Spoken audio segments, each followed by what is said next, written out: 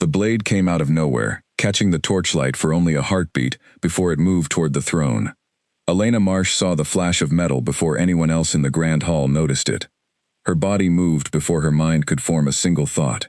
She pushed through the crowd of nobles and warriors, her heart pounding louder than the drums that had been playing moments earlier to celebrate the crowning of the new Alpha King. Damon Cross stood at the center of the hall, tall and proud, wearing the ceremonial cloak of Nightshade Pack leadership for the very first time. He had no idea that death was approaching from behind, hidden among the very guests who had come to honor him. The assassin wore the colors of an allied pack, a clever disguise that had fooled every guard at the gate. No one expected betrayal on a night meant for celebration. Elena had always stood at the edges of important gatherings. As an Omega, she was rarely noticed by anyone of high rank, least of all by the Alpha King himself. She had loved him quietly for 3 years, watching him from a distance, never once believing she was worthy of his attention. Yet in this single moment, none of that mattered. All that mattered was the blade moving closer to his back, and the fact that she was the only one close enough to stop it. She crossed the last few steps in a blur, her wolf instincts sharpening every sense in her body. She smelled the fear sweat on the assassin's skin. She heard the soft whisper of fabric as the weapon was drawn fully from its hiding place. She saw Damon's shoulders, unaware and unguarded, just a breath away from the point of the blade. There was no time to shout a warning. No time to call for the guards standing uselessly near the doors. Elena threw herself forward, placing her body between the king and the weapon meant to end his life. The blade struck her instead, deep and sudden, and the pain arrived like a wave crashing over her entire body. She gasped, stumbling, her hands reaching for something solid to hold on to. The hall erupted into chaos. Guards finally reacted, tackling the assassin to the ground before he could strike again. Nobles screamed and scattered. Someone knocked over a table of food, and glass shattered against the stone floor. But none of that chaos reached Elena. Her world had narrowed down to one single point of focus, the strong arms that caught her before she could fall. Damon turned just in time to catch her, his eyes wide with confusion and dawning horror. He had felt something strike near him, had heard the commotion, but it took a moment for his mind to understand that the young woman now collapsing in his arms had taken a blow meant for him. Blood soaked through her pale gown, spreading in a slow and terrible bloom. "Who are you?" he asked, his voice shaking in a way that surprised even himself. He had ruled over battles before, had seen loss and pain many times, yet nothing had prepared him for the sight of a stranger giving her life for his. "Why would you do this?" Elena tried to smile, though the pain made it difficult to form the expression fully. Her vision was already beginning to blur at the edges, the grand hall around her fading into soft shapes and muted colors.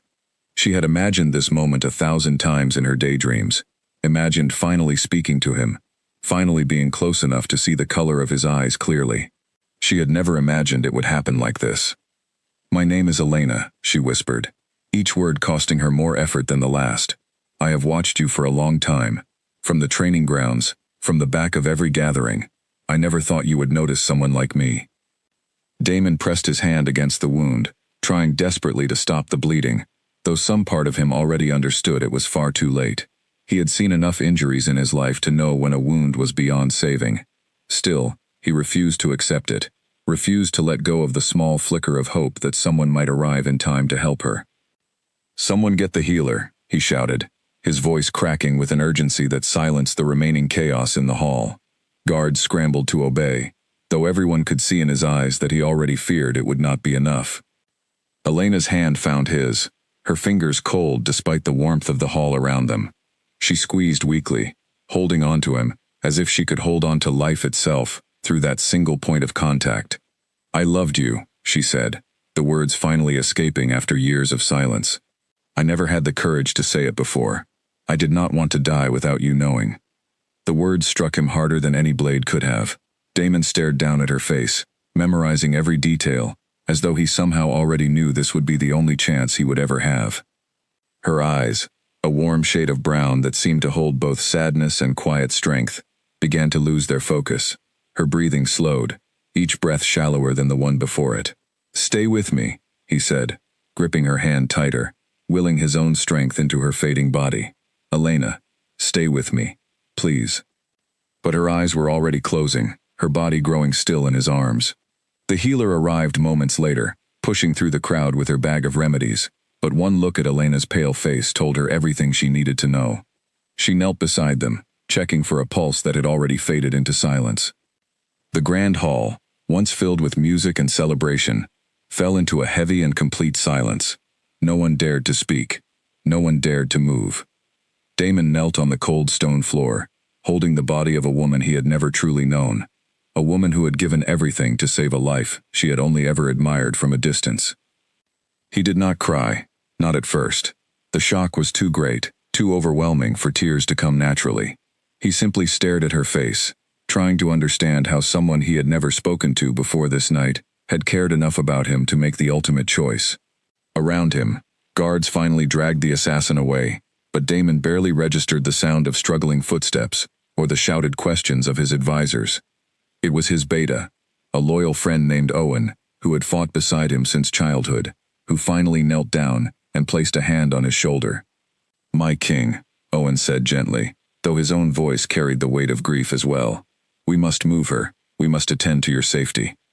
Damon shook his head slowly, unwilling to let go. "She saved me," he said, his voice barely above a whisper. "She saved me, and I do not even know her family. I do not know where she came from, or who mourns for her tonight." Owen's expression softened with sympathy. He had known many warriors who had lost their lives protecting others, but he had never seen his king so shaken by the death of someone he had never even met before tonight. "She was an Omega from the Southern Quarter," Owen explained quietly. "She trained with the healers sometimes, though she never rose to any high position. She kept to herself mostly." That information did little to ease the storm of emotions building inside Damon's chest. If anything, it made the loss feel even heavier. A woman with no rank, no title, no reason to sacrifice herself for a king who had never noticed her, had given her life without hesitation. The unfairness of it settled into his bones like a stone that would never be lifted. The following hours passed in a blur of official procedures. The assassin was taken away for questioning, revealing that he had been sent by Victor Kane, the ambitious alpha of a neighboring pack, who had long resented Nightshade's growing power and influence. The coronation, meant to be a night of hope and new beginnings, had instead become a night marked by attempted murder and unexpected sacrifice. Elena's body was prepared with the honors given to any warrior who fell in defense of the pack, though few among the mourners had known her personally. Her parents, both deceased years earlier, left no family to grieve openly beside her grave. It was Damon himself who insisted on standing at the front of her burial ceremony, his presence a silent acknowledgement of the debt he could never repay. As the healers wrapped her body for burial, one among them, an older woman named Mira who had served the pack for decades, lingered a moment longer than the others. She pressed her fingers gently against Elena's wrist, checking one final time for any sign of life, though logic told her it was a pointless gesture. Mira's expression, hidden beneath her hood, revealed nothing of the strange uncertainty that had begun to form in her mind. She said nothing to anyone that night, though something about Elena's body had felt different from the others she had prepared for burial over the years. It was a small detail, something she could not quite explain even to herself, and so she chose to remain silent rather than risk sounding foolish in front of her grieving king. That night, standing at the edge of the newly dug grave beneath a sky heavy with clouds, Damon made a silent vow to himself. He would never again allow himself to be caught unaware, never again allow someone else to pay the price for his own carelessness. He would rule with strength and vigilance, and he would carry the memory of a woman named Elena Marsh with him for the rest of his life, whether he wanted to or not. He had no way of knowing, as the first shovel of earth was placed over her grave, that this was not truly the end of her story. He had no way of knowing that somewhere far beyond the borders of his territory, a strange and unexplainable chain of events had already begun, one that would eventually bring a woman with no memory of her past wandering into a life she could not remember losing. For now, all he knew was grief, sharp and heavy, settling over his heart like a shadow that refused to lift, even as the wind carried away the last echoes of the mourning song sung for a woman the pack barely had the chance to know. The days after the burial felt strange and hollow to everyone who lived within the walls of the Nightshade territory. Servants spoke in whispers about the Omega woman who had given her life for a king she barely knew, and warriors who had trained beside her, without paying much attention, now wished they had spoken to her more, learned her story, understood what kind of person could make such a choice without a single moment of hesitation. Daemon avoided the throne room for 3 full days, unable to sit upon the very seat he had almost died defending. Owen tried to comfort him in the only way he knew, standing guard outside his chambers each night, ready to listen if his king ever wished to speak. Most nights, Daemon said nothing at all. He simply stared out at the training grounds where Elena had once practiced quietly among the other Omegas, trying to picture her face, trying to understand the courage it must have taken for a woman with no rank and no reason to feel obligated toward him to step into the path of death without flinching. On the 4th night, Daemon finally returned to the grave alone, kneeling in the cold grass beneath a sky scattered with stars. He spoke to her for the first time since her passing, his voice quiet and unsteady in the darkness. He promised her that her sacrifice would never be forgotten, that he would carry her memory with him no matter how many years passed, and that somehow, someday, he would find a way to be worthy of what she had given him. He did not yet know how deeply that promise would shape the next 7 years of his life, nor how strangely fate intended to answer it. 7 years had passed since the night the Grand Hall turned from celebration into sorrow, yet the pain of that memory still gripped Daemon Cross with the same intensity as the day it happened. The Nightshade territory had grown stronger under his rule, its borders expanded, its warriors respected across the region, but the man behind the throne had changed in ways no outsider could fully understand. He ruled with discipline and precision, admired by his people for his fairness, yet feared by his enemies for his refusal to show mercy toward those who threatened what remained of his peace. Every year, on the same night the coronation had taken place, Daemon walked alone to a quiet hill overlooking the eastern forest, where a simple stone marker rested beneath an old oak tree. He never brought guards with him on these visits, never allowed anyone to accompany him, not even Owen, who had long since become his most trusted advisor and closest friend. The visits were private, sacred in a way that Daemon could not fully explain even to himself. 7 years, he murmured, kneeling beside the stone as the wind moved gently through the branches above him. I still remember your voice.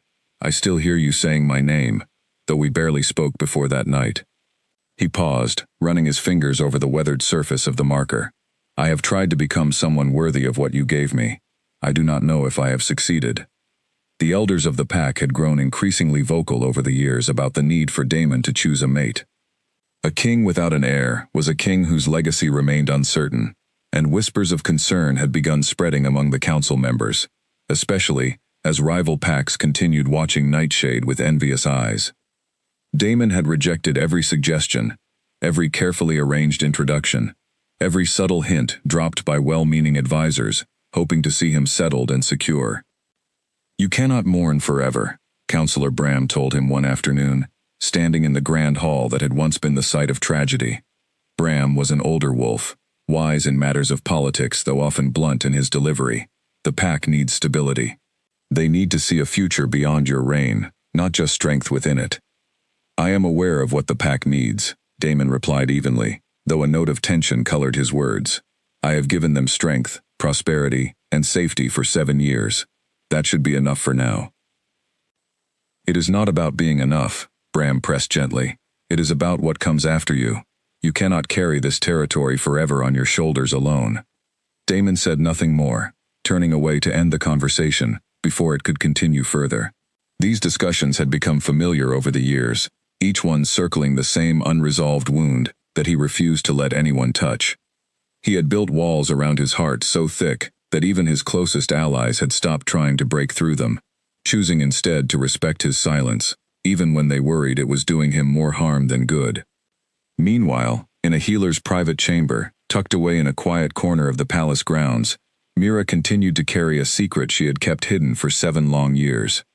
The strange feeling she had experienced while preparing Elena's body for burial had never fully left her mind. She had told herself countless times that it meant nothing, that grief and exhaustion had simply played tricks on her senses that terrible night. Yet the memory refused to fade the way memories normally did with time. Mira had spent years quietly researching old texts about pack magic, searching for any mention of rituals or bloodlines that might explain what she had felt. Most of what she found led nowhere. dead ends buried beneath centuries of forgotten history. But recently, she had come across fragments of an old and forbidden ritual, one spoken of only in hushed warnings passed down through generations of healers, a ritual said to preserve a soul at the very moment of death, rather than allowing it to pass fully into the next world. The texts were incomplete, damaged by time, and deliberately hidden by those who feared the consequences of such power, falling into the wrong hands. Mira had found only enough information to raise more questions than answers. If such a ritual existed, and if it had somehow been triggered accidentally during Elena's final moments, what would have happened to her soul? Where would it have gone? And could it, by any strange twist of fate, still exist somewhere in the world, waiting to be found again? Mira had not shared her theories with anyone, not even Owen, whom she trusted more than most in the palace. She feared sounding foolish, feared raising false hope in a king who had already suffered enough, without her adding uncertain possibilities to his grief. Yet the questions continued to grow heavier in her mind with each passing year, especially as she noticed strange occurrences she could not fully explain, flickers of energy near Elena's grave that no other healer seemed to notice, subtle shifts in the wind that felt almost like a whisper trying to reach her. On the western edge of the region, far beyond the borders of Nightshade territory, a young woman named Ren had been living a quiet and uncertain life for as long as she could remember, which was not very long at all. 7 years earlier, she had woken up on the outskirts of a small human town, with no memory of who she was, where she had come from, or how she had gotten there. The townspeople had found her wandering along a dirt road, disoriented and injured, unable to answer even the simplest questions about her identity. A kind elderly couple named Harold and Vivian had taken her in, giving her food, shelter, and eventually a new name, when it became clear she remembered nothing of her own. They named her Ren, inspired by the small bird that had been perched on the fence post the morning they found her. Over the years, Ren had built a modest life for herself, working at a local bakery, learning to read and write again from the beginning, slowly piecing together a sense of identity from nothing but fragments and guesswork. Yet no matter how much time passed, certain things about her never made sense. She healed from injuries far too quickly, faster than any normal human should. Her senses seemed sharper than everyone around her, capable of hearing conversations from rooms away, capable of smelling rain long before the clouds ever appeared on the horizon. She had learned to hide these strange abilities from the townspeople, fearing they would see her as different, perhaps even dangerous, if her secret ever became known. More troubling than her physical abilities were the dreams that visited her almost every night, vivid and strange, filled with images she could not place. She dreamed of a grand hall filled with music and laughter, of a man with striking eyes and a commanding presence, of a sudden flash of pain that always jolted her awake before she could understand what it meant. She dreamed of forests she had never walked through, and faces she had never seen in her waking life, yet somehow, they all felt intimately familiar, as though she were remembering rather than imagining. "You had that dream again," Vivian observed one morning, setting a cup of warm tea in front of Ren at the small kitchen table. The older woman had grown deeply fond of Ren over the years, treating her as though she were truly her own daughter, the one with the man and the hall full of people. Ren nodded slowly, wrapping her hands around the warm cup for comfort. "It felt so real this time," she admitted. "I could almost hear the music. I could almost smell the flowers decorating the room. But when I try to remember his face clearly, it slips away, like trying to hold on to smoke." "Perhaps it means something," Vivian suggested gently. "Perhaps your memories are trying to find their way back to you." "Perhaps," Ren echoed, though she had learned over the years not to place too much hope in such possibilities. She had tried many times to trace her past, asking travelers and merchants who passed through town if they recognized her description, if they had heard of any missing woman matching her appearance. No one ever had useful information to offer. It was as though she had simply appeared out of nowhere, a person without a history, existing only from the moment she woke up on that dirt road 7 years ago. Lately, however, something had begun to shift within her. The dreams had grown more frequent, more detailed, more insistent, as though something deep inside her was awakening after a long and silent sleep. She found herself drawn toward the eastern horizon during quiet moments, an inexplicable pull tugging gently at her chest whenever she looked in that direction. She did not understand it, could not explain it to Harold or Vivian, without sounding as though she had lost her mind, yet the feeling refused to fade no matter how hard she tried to ignore it. One evening, as autumn winds began sweeping through the small town, Ren stood outside the bakery after closing, staring toward the distant hills silhouetted against the setting sun. The pull in her chest felt stronger than ever before, almost painful in its intensity, as though something essential to her very existence lay just beyond those hills, waiting for her to finally come find it. "I need to go east," she whispered to herself, the words leaving her mouth before she had even fully decided to speak them.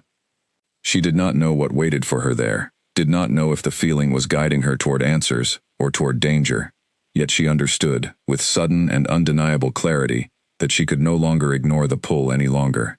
That night, she told Harold and Vivian of her decision, watching sadness and worry cross their kind faces even as they nodded in understanding.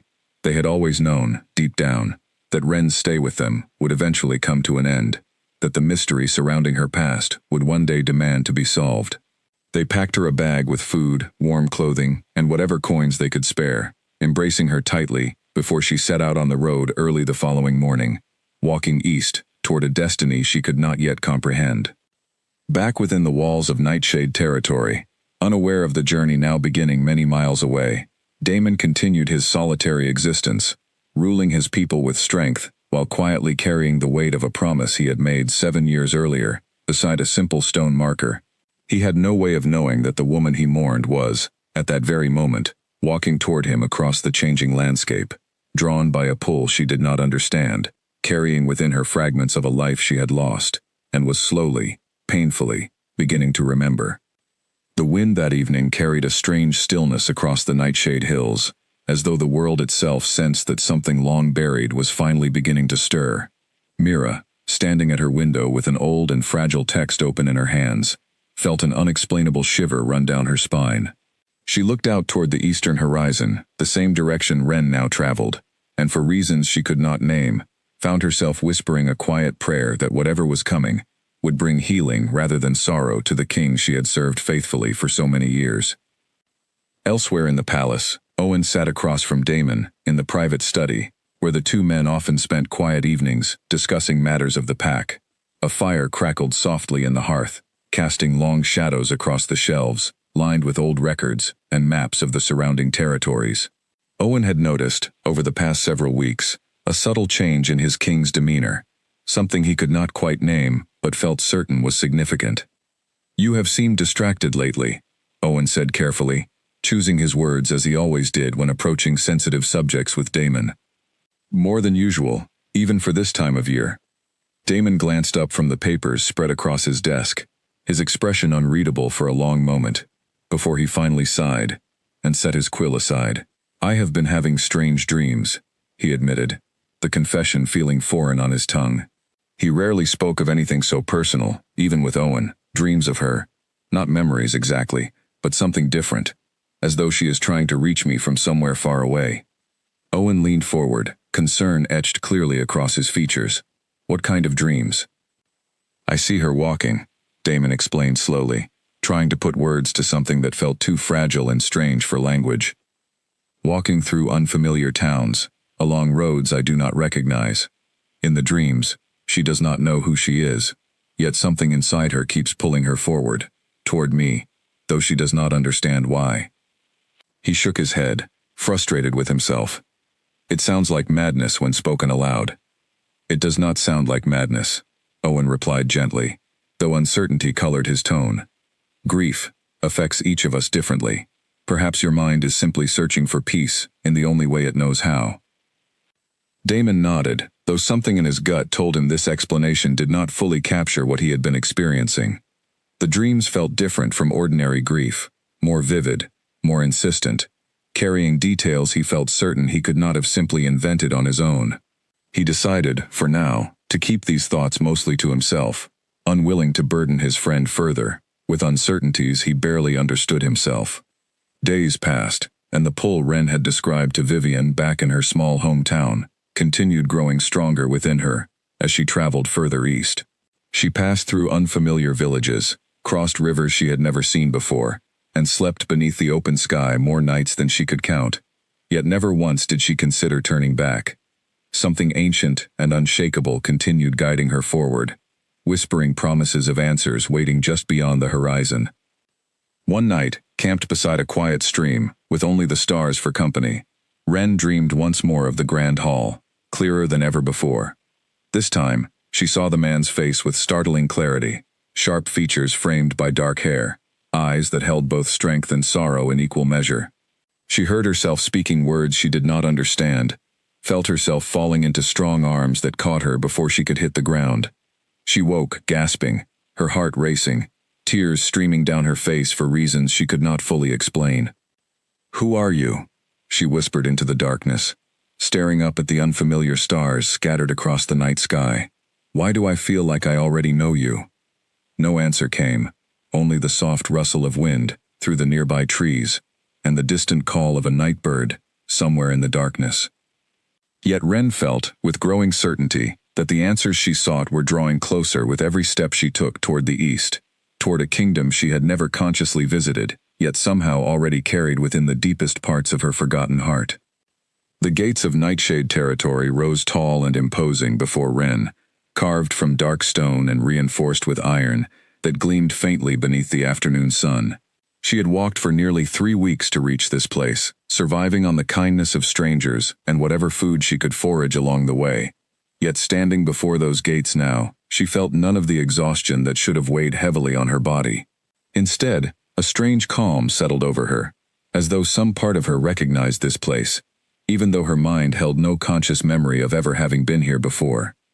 Guards stationed at the entrance eyed her with suspicion as she approached, their hands resting casually near the weapons at their sides. Strangers rarely arrived at Nightshade territory without proper invitation or clear purpose, and something about the woman standing before them, travel-worn yet strangely composed, made them uneasy in ways they could not immediately explain. "State your business," one of the guards said firmly, stepping forward to block her path. Ren hesitated, unsure how to answer a question she herself could not fully understand. "I do not know exactly why I am here," she admitted honestly, deciding that lying would serve no purpose. "I only know that something has been pulling me toward this place for weeks. I hoped I might find answers about my past within these walls." The guards exchanged uncertain glances, clearly unaccustomed to such an unusual response. Before either of them could decide how to proceed, a familiar voice called out from behind them, cutting through the tension with quiet authority. "Let her through," Owen said, stepping forward from where he had been overseeing a routine inspection of the gate defenses. Something about the woman's appearance had caught his attention immediately, a resemblance so striking that his breath had caught in his throat the moment he laid eyes on her. He forced himself to remain calm, unwilling to jump to conclusions before gathering more information. "Beta Owen," one of the guards said with a respectful nod, stepping aside to allow Ren passage through the gates. Ren studied Owen carefully as she approached, noting the way his eyes seemed to search her face for something he could not quite name. "Thank you," she said softly, offering a small, uncertain smile. "I did not expect such an easy welcome." "You resemble someone," Owen said carefully, choosing his words with deliberate caution. "Someone who was very important to this pack, many years ago." A shiver ran down Ren's spine at his words, though she could not explain why. "Who was she?" she asked, her heart beginning to race for reasons she did not fully understand. Owen hesitated, unsure how much he should reveal to a complete stranger, especially given the sensitive nature of the memory involved. "Her name was Elena," he finally said, watching Ren's reaction closely. "She died 7 years ago, protecting our king during an attack. Her death still weighs heavily on this pack, and especially on him." The name struck something deep within Ren, a sensation like a bell ringing somewhere far beneath the surface of her memory, familiar yet frustratingly out of reach. "Elena," she repeated slowly, testing the syllables on her tongue, as though they belonged to a language she had once known fluently, but had long since forgotten. "I have never heard that name before, yet it feels strange to hear it spoken aloud, almost as though it belongs to me somehow." Owen's expression grew more serious, though he tried to mask his growing suspicion with careful neutrality. "Perhaps it would be wise for you to speak with our healer," he suggested. "She may have insights that could help explain what you are experiencing." He led Ren through the palace grounds, past training yards filled with warriors practicing combat drills, past gardens blooming with late-season flowers, and toward the private chambers where Mira spent most of her time studying ancient texts and tending to the medical needs of the pack. Ren noticed the way certain guards and servants paused mid-task as she passed, staring at her with expressions ranging from confusion to something closer to shock, though none of them approached to explain their reactions. Mira looked up from her desk when Owen knocked and entered, her eyes widening the moment they landed on Ren, standing just behind him. The old healer rose slowly from her chair, her hands trembling slightly as she studied the young woman's face with an intensity that made Ren shift uncomfortably beneath her gaze. "It cannot be," Mira whispered, more to herself than to either of the two people standing before her. "After all these years." "You recognize her too," Owen said, though it was less a question and more a confirmation of what he had already begun to suspect. Mira nodded slowly, circling around her desk to stand directly in front of Ren, studying every detail of her face, from the shape of her eyes to the slight curve of her jaw. "I prepared Elena's body for burial 7 years ago," she explained quietly, her voice heavy with old memories. "I always felt something was not right that night, something I could never fully explain, even to myself. I have spent years researching old texts, searching for answers I feared I would never find." She paused, her eyes glistening with unshed tears. "I believe you may be looking at the very answer I have been searching for." Ren felt overwhelmed by the weight of their reactions, unsure how to process the possibility that she might somehow be connected to a woman who had died 7 years earlier. "I do not understand," she said, her voice trembling slightly. "How could I be her, if she truly died? Dead people do not simply wake up in a different town, with no memory of who they were." "Under normal circumstances, you would be correct," Mira replied gently. "But there are old rituals, forbidden and rarely spoken of, capable of preserving a soul at the very moment of death, rather than allowing it to pass on completely. I have found fragments of such texts over the years, though I never had enough evidence to be certain such magic was ever truly used, or if it was, whether it could explain what happened to Elena that night." The three of them stood in tense silence for a long moment, each grappling with the enormity of what this conversation might mean. Finally, Owen spoke, his voice careful and measured. "We must tell the king," he said. "He deserves to know about this, regardless of what the truth ultimately turns out to be." Mira nodded in agreement, though worry lingered clearly in her expression. "We must proceed carefully," she cautioned. "If this turns out to be false hope, it could cause him more pain than he has already endured. But if it is true, if she truly has returned to us after all this time, he deserves the chance to know." Ren felt a fresh wave of anxiety wash over her at the thought of meeting the king in question, the very man who had apparently haunted her dreams for weeks without her understanding why. Part of her wanted to run, to retreat from a truth that felt too large and strange to comprehend. Yet another part of her, deeper and more insistent, urged her to stay, to finally face whatever answers awaited her within these walls. Owen left the room briefly, to inform Damon of the unusual situation, leaving Mira, alone, with Ren, in the quiet healing chamber. The old healer studied her carefully, noting small details that reminded her more and more of the young Omega she had once known, subtle mannerisms and expressions that seemed to echo across the years, despite Ren having no conscious memory of ever possessing them before. "Tell me about your dreams," Mira said gently, settling into a chair across from Ren. "Owen mentioned you have been experiencing strange visions." Ren nodded, grateful for the opportunity to share the burden that had been weighing on her for weeks. "I dream of a grand hall filled with music," she explained slowly, "of a man with dark hair and striking eyes, someone I feel I should know, though I cannot place his face clearly in my waking memories. I dream of sudden pain, of falling, of speaking words I do not fully understand, even as I say them." Mira listened intently, her expression growing more convinced with each detail Ren shared. "Those sound like memories," she said softly. "Fragments, trying to break through whatever barrier has kept them locked away for all these years." Before Ren could respond further, the door to the chamber opened, and Damon stepped inside, his expression a careful mask of composure that did little to hide the storm of emotions swirling beneath the surface. Owen had informed him only briefly of the situation, unwilling to reveal too much before Damon could see for himself, understanding that no amount of preparation could truly ready a person for a moment like this. The instant Damon's eyes landed on Ren, the careful mask he had worn for 7 years cracked entirely. His breath caught in his throat, his entire body going still as though frozen in place by the sheer impossibility of what he was witnessing. For a long moment, neither of them spoke, the silence between them heavy with 7 years of unanswered questions and unresolved grief. "Elena," he finally whispered, the name escaping his lips before he could stop himself, though he immediately shook his head, correcting himself with visible effort. "Forgive me. I do not mean to presume." Ren stared back at him, her heart pounding wildly in her chest, as recognition, faint and distant, yet undeniably present, stirred somewhere deep within her. She did not know this man, had never consciously met him before this moment, yet something about his voice, his eyes, the very presence of him standing before her, felt achingly familiar, like coming home after a long and difficult journey. "I do not remember you," she said honestly, her voice trembling with the effort of holding back tears she did not fully understand.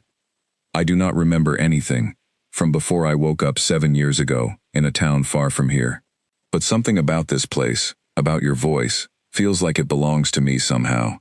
I do not know how to explain it better than that." Damon took a hesitant step closer, studying her face with an intensity that made her chest tighten with emotion she could not name. "You look exactly like her," he said quietly. "The same eyes, the same way you hold yourself, even now, uncertain, yet somehow steady beneath it." "Mira believes I may be connected to a woman named Elena," Ren said, glancing toward the healer for support. "She believes some kind of ritual may have preserved my life, or my soul, though she does not yet fully understand how or why." Damon turned toward Mira, his expression a mixture of desperate hope and cautious disbelief. "Is this possible?" he asked, his voice barely above a whisper. "After all these years, could she truly still be alive?" Mira hesitated before answering, unwilling to offer false certainty about something so significant.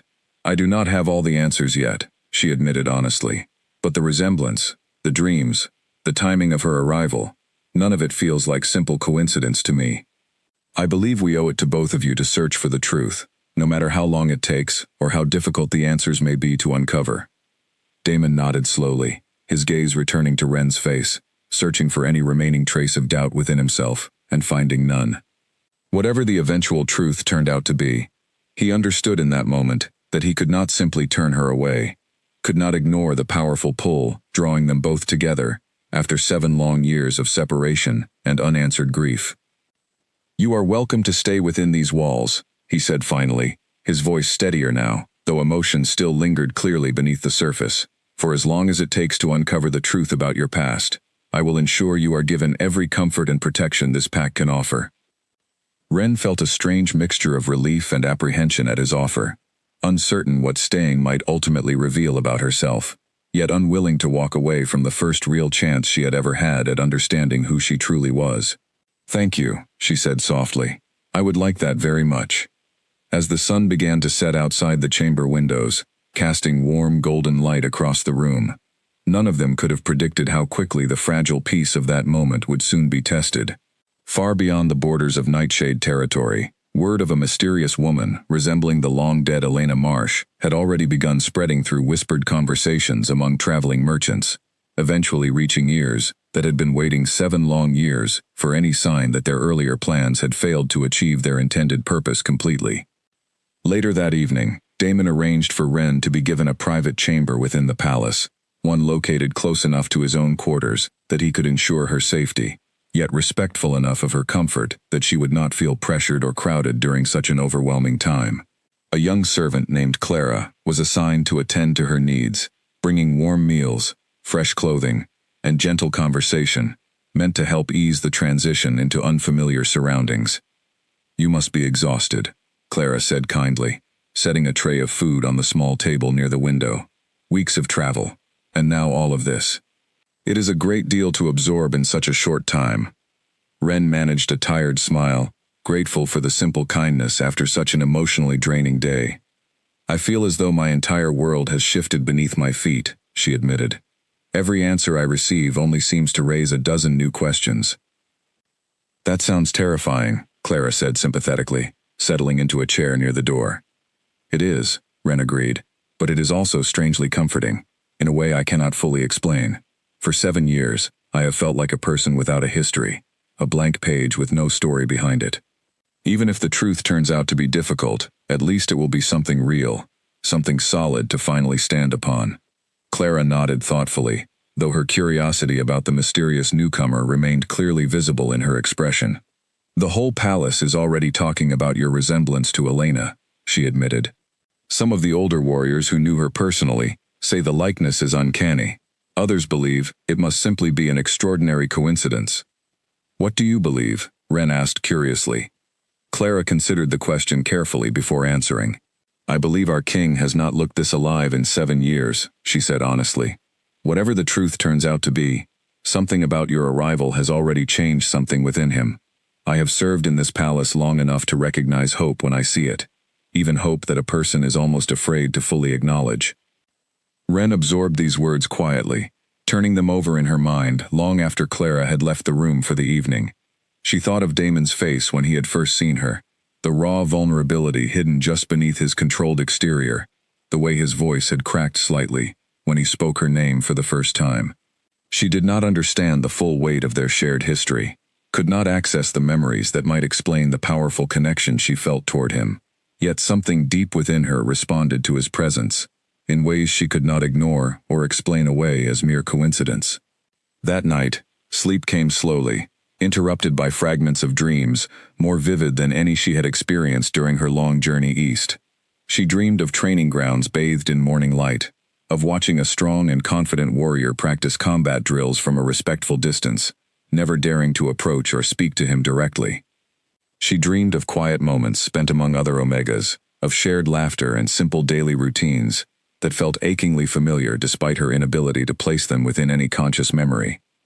She woke before dawn, her heart racing, tears streaming silently down her face, as fragments of the dream lingered stubbornly in her mind, even as the details began fading with the arrival of morning light. She rose from bed and moved toward the window, staring out at the palace grounds, bathed in the soft gray light of early morning, watching a lone figure moving through the training yard below. It was Damon, she realized, practicing combat drills alone in the quiet stillness before the rest of the palace fully awakened. She watched him for a long moment, noting the controlled precision of his movements, the quiet intensity etched across his features even from this distance.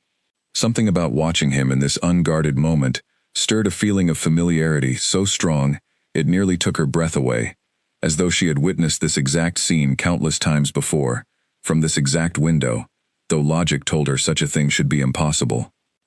Unable to resist the pull any longer, Ren dressed quickly and made her way down toward the training yard, drawn by an instinct she did not fully understand but no longer wished to ignore.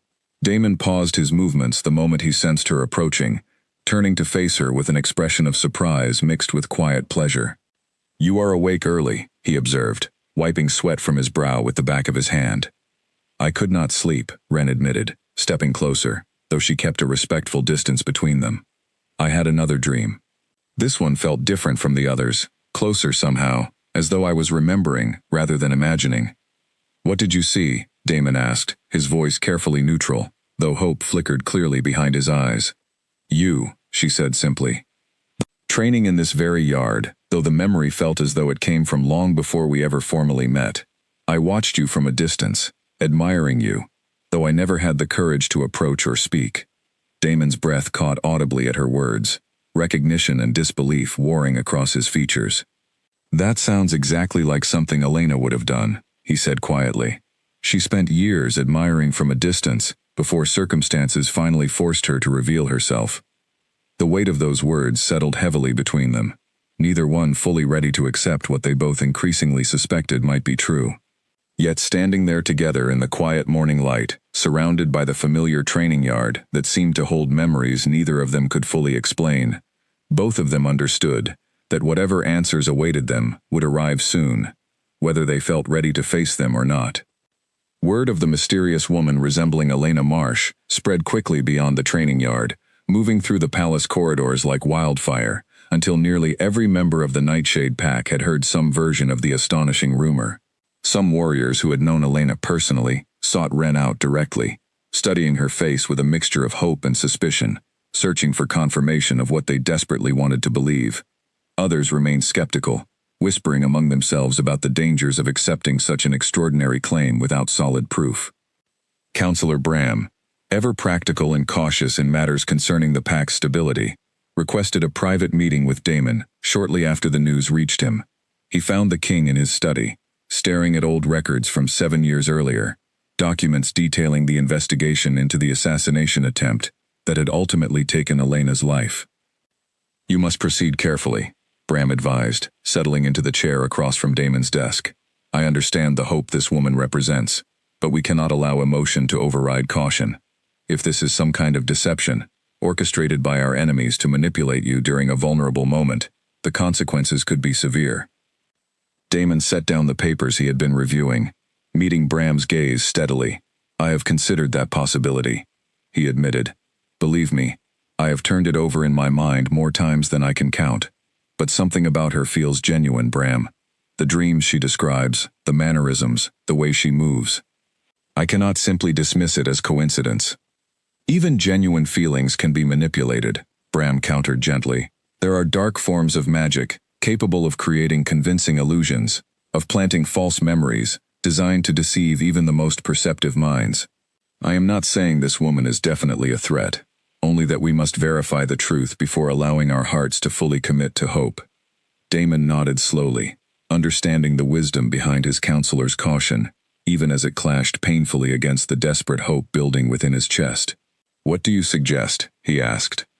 "Allow Mira time to properly research the old texts she mentioned," Bram said. "Have your warriors quietly investigate whether any enemy factions might benefit from staging such an elaborate deception. And in the meantime, guard your heart carefully, my king. 7 years of grief have already cost you enough." The conversation lingered heavily in Damon's mind throughout the following days, a persistent counterweight to the growing warmth he felt whenever he found himself in Ren's presence. He began seeking her out more frequently, initially under the guise of helping her adjust to palace life, though both of them slowly began to recognize the deeper connection drawing them together during these shared moments. They walked together through the palace gardens one afternoon, the autumn air crisp and cool around them, as fallen leaves crunched softly beneath their footsteps. Ren had been quiet for much of their walk, lost in thought, until she finally spoke, breaking the comfortable silence between them. "I keep waiting to wake up," she admitted, glancing sideways at Damon as they walked. "Everything here feels like a dream I might lose at any moment. The palace, the gardens, even you. Part of me fears that if I blink too long, I will find myself back on that dirt road where Harold and Vivian first discovered me, with no memory and no explanation for any of this." Damon slowed his pace, turning to face her fully. "I understand that fear better than you might realize," he said quietly. "For 7 years, I have visited a grave beneath an old oak tree, convinced that the woman I mourned was gone forever. Now you stand before me, and every instinct tells me I should be overjoyed, yet some part of me remains afraid to fully believe it, afraid that hoping too much will only lead to greater pain, if the truth turns out differently than we both wish." Ren nodded, understanding the careful walls he had built around his heart, recognizing something similar within herself, a hesitation born from years of uncertainty and unanswered questions. "Perhaps we should simply allow the truth to reveal itself in its own time," she suggested softly. "Rather than forcing ourselves toward conclusions we are not yet ready to fully embrace."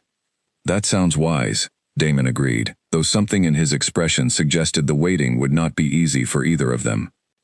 As days passed, Mira continued her research with renewed determination, spending long hours in the palace archives, searching through ancient texts and fragmented records left behind by healers who had served the pack generations earlier. She discovered references to a ritual known among old practitioners as the binding of souls, a forbidden practice capable of preventing a soul from fully departing at the moment of death, instead casting it outward to find a new vessel or a new beginning elsewhere in the world. The texts warned of severe consequences associated with such rituals, particularly when performed incorrectly or without proper preparation. A soul cast outward without sufficient guidance risked losing its memories entirely, wandering lost and disconnected from its original identity until circumstances eventually guided it back toward the people and places most deeply tied to its previous existence. Mira read these passages with growing conviction, recognizing striking similarities between the ancient warnings and Ren's own described experience. She brought her findings to Damon and Owen during a private meeting held late one evening, spreading the fragile old texts carefully across the table between them. "I believe this explains what happened to Elena," she said, her voice steady despite the significance of what she was proposing. "Somehow, during the moments surrounding her death, this ritual may have been triggered, whether intentionally or accidentally, preserving her soul, rather than allowing it to pass on completely." "Who would have performed such a ritual?" Owen asked, frowning at the implications. "And why would they keep it secret for 7 years, if it was truly meant to save her?" Mira shook her head slowly. "I do not yet know the answer to that question," she admitted. "It is possible the ritual was triggered unintentionally, perhaps through some latent magic within Elena herself, that none of us were previously aware existed, or it is possible someone deliberately intervened that night, choosing to keep their involvement hidden for reasons we cannot yet fully understand." Damon absorbed this information carefully, his mind racing through the implications of what Mira was suggesting. If true, it meant Elena had not simply died and been reborn through some inexplicable magic, but rather had continued existing all along, wandering through the world with no memory of her true identity, carrying fragments of a life she could not fully access or understand. The thought filled him with both relief and a fresh wave of guilt, imagining the years of confusion and loneliness she must have endured while he mourned her, as though she were truly gone forever. "We must find a way to help her recover her full memories," Damon said firmly, determination replacing the earlier hesitation in his voice. "If she truly is Elena, she deserves to reclaim everything that was taken from her, including the years of her life that this ritual stole away." Mira nodded in agreement, though caution remained evident in her expression. "Recovering lost memories through unnatural means carries its own risks," she warned. "We must proceed slowly, allowing her mind time to adjust naturally wherever possible, rather than forcing sudden revelations that could overwhelm, or even harm her." Meanwhile, far beyond the borders of Nightshade territory, in the shadowed halls of a rival pack's stronghold, news of Ren's arrival had reached the ears of those who had never fully abandoned their ambitions toward Nightshade's downfall. Victor Kane, the same Alpha who had orchestrated the original assassination attempt 7 years earlier, listened with growing alarm as his informants described the striking resemblance between the mysterious newcomer and the Omega who had died protecting Damon Cross during his coronation. "This cannot be a coincidence," Victor muttered, pacing angrily across his private chambers, while his most trusted advisor, a calculating wolf named Silas, watched from a respectful distance. "If she truly is that Omega, returned somehow after all these years, it could complicate everything we have worked toward." "How so?" Silas asked carefully, though he suspected he already understood his Alpha's concerns. "Her sacrifice already earned Damon Cross tremendous loyalty and sympathy among his people," Victor explained, his frustration evident in every clipped word. "If she returns now, alive and reunited with him after 7 years of separation, it will only strengthen the bond between him and his pack further, making him even more difficult to challenge than he already is." Silas considered this carefully before responding. "Perhaps this presents an opportunity rather than merely a complication," he suggested. "If we can ensure her return ends differently this time, permanently, it could plunge Nightshade into chaos and grief once again, weakening their king precisely when he might otherwise be growing stronger." Victor's expression darkened with cold calculation as he turned Silas's suggestion over in his mind. "Begin preparing our warriors," he finally instructed. "This time, we will not rely on a single assassin working alone. We will ensure that whatever protection Nightshade attempts to provide her proves insufficient to save her a second time." As these dark plans began taking shape far from the palace walls, Ren remained blissfully unaware of the danger gathering on the horizon, focused instead on the slow and painful process of reclaiming pieces of her forgotten past. Late one night, unable to sleep, she found herself once again drawn toward the palace gardens, wandering beneath the moonlight as fragments of memory continued surfacing with increasing frequency and clarity. She paused beside a small fountain near the center of the garden, staring down at her own reflection, rippling gently across the water's surface. For just a moment, she thought she glimpsed something different in that reflection, an echo of a face she had worn 7 years earlier, familiar yet distant, like looking at a stranger who somehow shared her exact features. She reached out instinctively, her fingers brushing the cool water, disrupting the image before she could study it further. Elena, she whispered softly to her own reflection, testing the weight of the name once more, feeling something inside her chest shift slightly at the sound. She did not yet fully understand who she truly was, could not yet claim the name with complete certainty, yet something deep within her had begun to recognize it as her own, a truth waiting patiently to be fully remembered and reclaimed. Footsteps approached from behind, soft against the garden path, and Ren turned to find Damon standing a short distance away, his expression apologetic for having interrupted her quiet moment. "Forgive me," he said. "I could not sleep either, and I saw the light near the fountain. I did not mean to intrude." "You are not intruding," Ren replied, offering a small smile as she gestured for him to join her near the water's edge. He crossed the distance between them and settled onto the low stone bench beside the fountain, close enough that she could feel the warmth radiating from him, yet far enough to respect the careful boundaries they had both silently agreed to maintain, while so much remained uncertain. "I was just thinking about her," Ren admitted, staring back down at the rippling water. "About Elena, trying to understand what it would mean if I truly am her, returned somehow after all this time. It feels like trying to hold two entirely different lives in my hands at once, neither one quite fitting comfortably alongside the other." Damon nodded thoughtfully, understanding the weight of what she described better than most. "I have spent 7 years building an entire identity around being the king who lost her," he confessed. "Grief became so much a part of who I was, that I sometimes fear I would not know how to exist without it. If she truly has returned, I worry I have forgotten how to simply be happy, how to let go of the guilt I have carried for so long." "Guilt," Ren repeated softly. "Why would you carry guilt? From everything I have learned, you did nothing wrong that night." "I should have noticed the danger sooner," Damon said, his voice heavy with old regret. "I should have been more vigilant, more aware of the threats surrounding my own coronation. Instead, a woman I had never even properly spoken to paid the price for my carelessness." "That is not a burden easily set aside, even after 7 years. Ren reached out instinctively, placing her hand gently over his where it rested on the stone bench between them. The touch sent a small jolt of warmth through both of them, familiar and startling all at once. "Perhaps," she said carefully, "the greatest way to honor her sacrifice is not to carry endless guilt, but to finally allow yourself the happiness she gave her life to protect." Damon looked up, meeting her eyes in the soft moonlight, something shifting quietly between them, in that shared moment of vulnerability and understanding. Neither of them spoke for a long while, content simply to sit together beside the fountain, listening to the gentle sound of water and the distant rustle of night wind moving through the garden trees. "Whatever the truth turns out to be," Damon finally said, breaking the comfortable silence, "I am grateful you are here now. Grateful for this chance, however strange and uncertain its beginning may have been."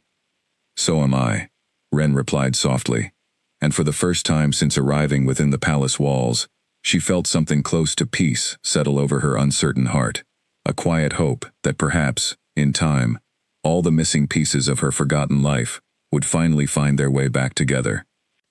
Neither of them noticed the figure watching quietly from the shadows near the garden wall, a scout sent ahead by Victor Kane to confirm the rumors before the larger plan was set into motion. The scout studied the two of them for a long moment, committing every detail to memory before slipping silently back into the darkness, carrying word that would soon reach ears, eager to turn this fragile new happiness into another chapter of sorrow. Mira worked late into the night in the palace archives, surrounded by stacks of fragile scrolls and leather-bound books that had not been opened in decades. She had narrowed her research considerably over the past several weeks, focusing specifically on the Binding of Souls ritual and any recorded instances of it being used within the history of the Nightshade Pack or its neighboring territories. What she eventually uncovered sent a chill through her entire body, forcing her to read the passage 3 times before she could fully accept what it revealed. The ritual, according to the ancient text, could not be triggered accidentally. It required deliberate intent, a conscious choice, made by someone with knowledge of old magic and access to specific rare herbs that grew only in remote and dangerous locations. Someone had performed this ritual on Elena that night, deliberately and with purpose, though the text offered no clues as to who might have possessed both the knowledge and the motivation to do so. Mira closed the book slowly, her mind racing through the implications.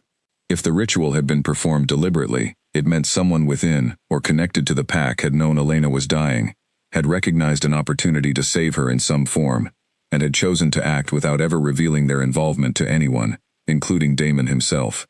Who would have possessed such knowledge?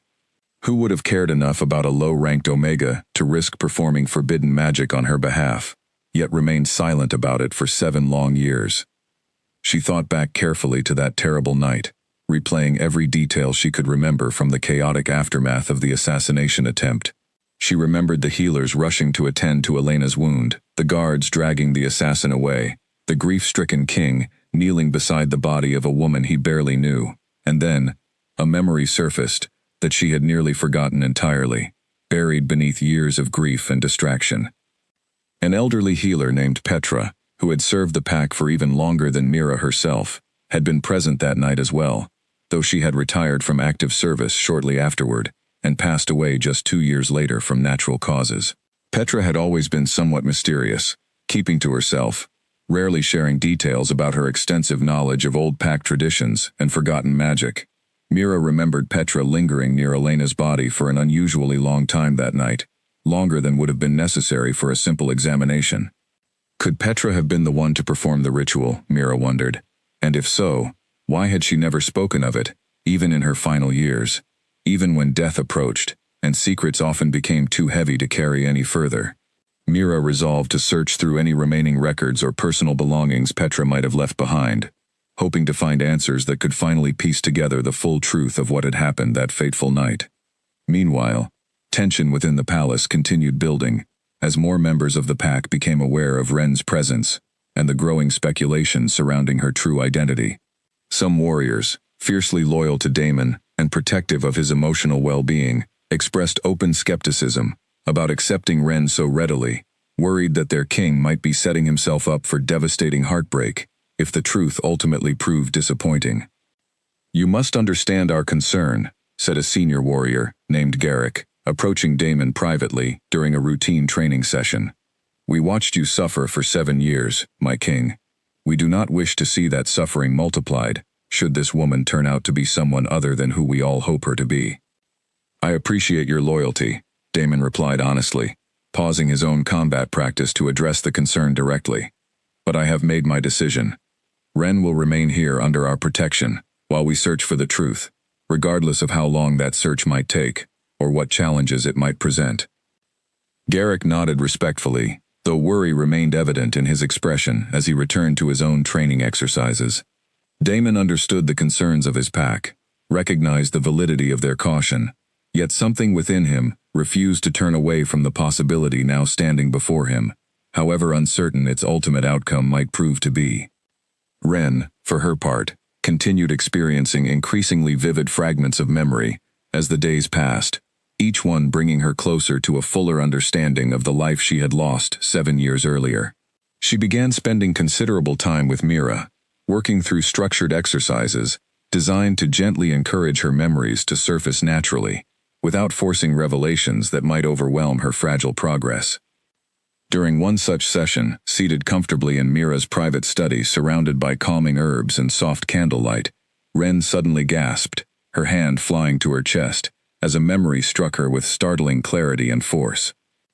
"I remember the blade," she whispered, her voice shaking, as the memory continued unfolding within her mind. "I remember seeing it flash in the torchlight, seeing it moving toward him. I remember running, pushing through the crowd, though everything felt slowed down somehow, as though time itself had stretched to allow me those final moments." Mira leaned forward attentively, careful not to interrupt the delicate process unfolding before her. "What else do you remember?" she asked gently. "Pain," Ren continued, tears beginning to form in her eyes, sharp and sudden, spreading through my entire body. And his voice, asking who I was, why I would do such a thing. I remember telling him my name. I remember telling him I loved him, finally saying words I had kept hidden for years out of fear and uncertainty. The memory faded as quickly as it had arrived, leaving Ren breathless and shaken, tears now flowing freely down her cheeks. Mira moved to comfort her, wrapping a comforting arm around her shoulders while she processed the overwhelming rush of emotion accompanying this newly recovered fragment of her past. "You are remembering," Mira said softly, her own eyes glistening with emotion. "This confirms what we have suspected all along. You are Elena. Returned to us after all these years." Wren nodded slowly, though the confirmation brought with it a complicated mixture of relief and fresh grief, mourning for the years she had lost, for the identity that had been stripped away from her without her consent or understanding. "I need to tell him," she said, wiping at her tears with trembling hands. "Damon deserves to know that I remember now, that the truth has finally been confirmed." She found him later that evening, in his private study, the same room where he had spent countless quiet hours over the past 7 years, wrestling with grief and the heavy responsibilities of leadership. He looked up when she entered, immediately sensing the shift in her demeanor. The way her posture carried new certainty, rather than the tentative uncertainty that had characterized her presence since her arrival. "I remember," she said simply, watching as understanding dawned across his features. "I remember the coronation, the blade, the pain. I remember telling you I loved you, right before everything faded away into darkness." Damon rose slowly from his desk, crossing the room to stand before her, his hands trembling slightly, as he reached out to gently cup her face between his palms. "Elena," he said, her name carrying 7 years of grief and longing, finally released into a single trembling word. "You truly are her. You have truly returned to me."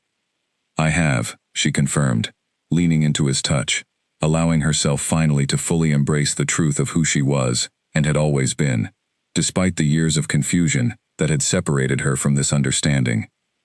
"I do not yet remember everything, but I remember enough to know that this feeling between us, this connection I have felt since the moment I arrived here, it is real. It has always been real."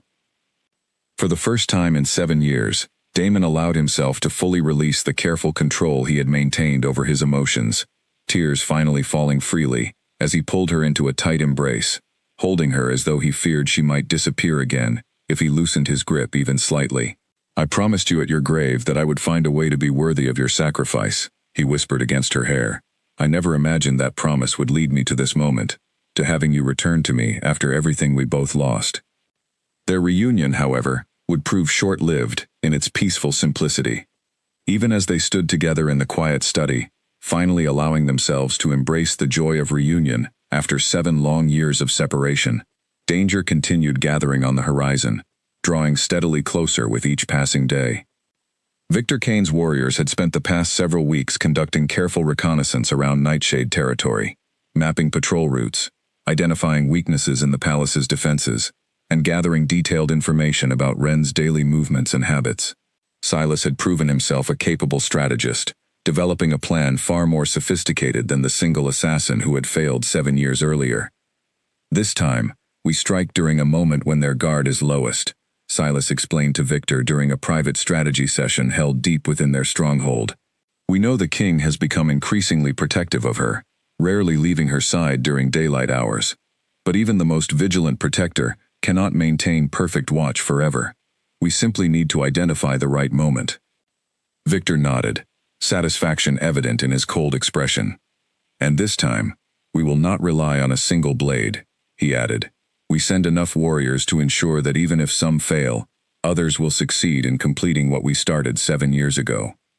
Within the walls of Nightshade territory, unaware of the storm gathering against them, Damon and Wren allowed themselves a brief period of cautious happiness, spending their days together, exploring the palace grounds, sharing stories, and slowly rebuilding the connection that had been so cruelly interrupted 7 years earlier. Mira continued her research, determined to fully understand the ritual that had preserved Wren's life, while Owen quietly increased security measures throughout the palace, unable to shake a persistent feeling that their newfound happiness remained fragile and vulnerable to forces beyond their immediate awareness. That feeling would prove entirely justified far sooner than any of them anticipated. Mira continued her search through Petra's old belongings, which had been stored away in a small cottage near the edge of the healer's quarter since her passing years earlier. With Damon's permission, she spent an entire afternoon sorting through boxes of dried herbs, faded letters, and personal journals filled with careful handwriting, documenting decades of healing work performed on behalf of the pack. Deep within one of the journals, tucked between pages describing ordinary remedies for common injuries, Mira finally found what she had been searching for. Petra had written a private entry dated the very night of the coronation attack, describing in careful detail her decision to perform the Binding of Souls ritual on Elena, as the young Omega lay dying in the chaos of the Grand Hall. The entry explained that Petra had recognized something unusual within Elena during the brief moments she had spent examining her, a rare and dormant strength of spirit that reminded her of old stories passed down through generations of healers, stories of souls capable of surviving beyond their physical bodies, if given the proper guidance at the moment of death. Petra had made the decision alone, without consulting anyone, understanding that the ritual carried tremendous risk, and that speaking of it afterward might only bring unwanted scrutiny or blame if something went wrong. The journal entry ended with a hopeful yet uncertain note, expressing Petra's wish that wherever Elena's soul eventually found itself, she would someday find her way back to the people and place she had loved most deeply. Reading those final words, Mira felt tears sting her eyes, moved by the quiet courage and compassion of a healer who had chosen to act selflessly, asking for nothing in return, not even acknowledgement for the gift she had given. She brought the journal immediately to Damon and Ren, sharing its contents with them in the privacy of the study where their reunion had taken place just days earlier. Ren read the passage herself, her hands trembling as she absorbed the confirmation of everything Mira had theorized. "She saved me," Ren said softly, setting the journal down carefully on the desk before her.